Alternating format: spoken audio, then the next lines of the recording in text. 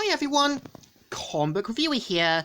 This time reviewing on Convergence Shazam issue number 1.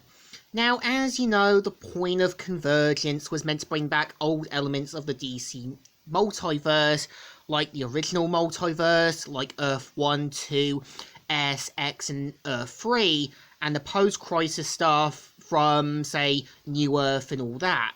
One of which was meant to feature the Earth S version of the Shazam family, known as Captain Marvel, Mary Marvel, and Captain Marvel Jr.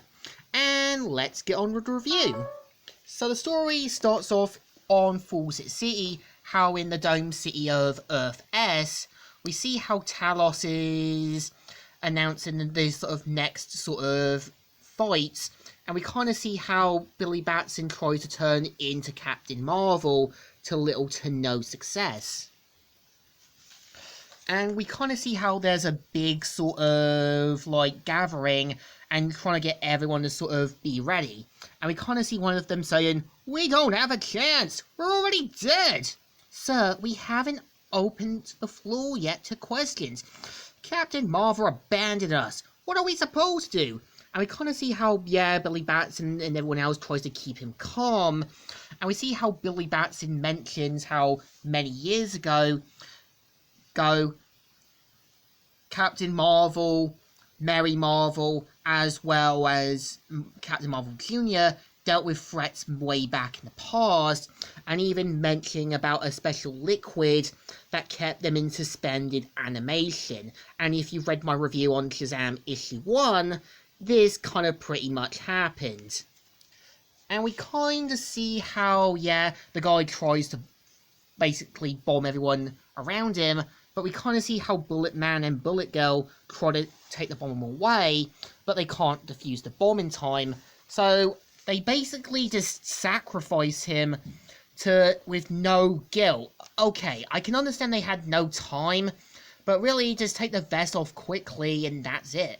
So after this, we kind of see how, Freddy kind of lets Billy know that Uncle Dudley and Mr. Morris have been acting strange. And of course, we kind of see how they kind of keep a close watch eye on them. And head down to where the subway is. As soon as they get in, they end up meeting Mr. Adam, who was also a Captain Marvel villain and has appeared in other stuff. So of course we are introduced to King Cole, and of course we kind of see him saying, "Adam not wander off when Cole's so close to finishing. I was collecting intruders, you primitive." So of course we kind of see how Billy and the others figure out that Uncle Dudley and Mr. Morris is actually Dr. Savannah. And of course, also Iceback, who's basically kind of like Captain Marvel, but more like a kind of different version. So of course, we see how he points out that he has been keeping a close watch eye on them. And of course, you having their own transformations from one of their previous defeated villains, known as Olga. And of course, points out that, because of a certain incident, he's pretty much stuck in a sort of form. But of course, after we kind of see how Twinny Tiger shows up to save Billy and Mary, we see how Savannah tries to fire away. We kind of see how Iceback tries to hold down Twangy, and of course, throws him against the wall.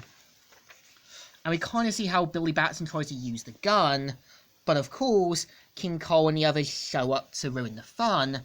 And we see how Iceback tries to use his saying, but in doing so, turns back to his frail old man self.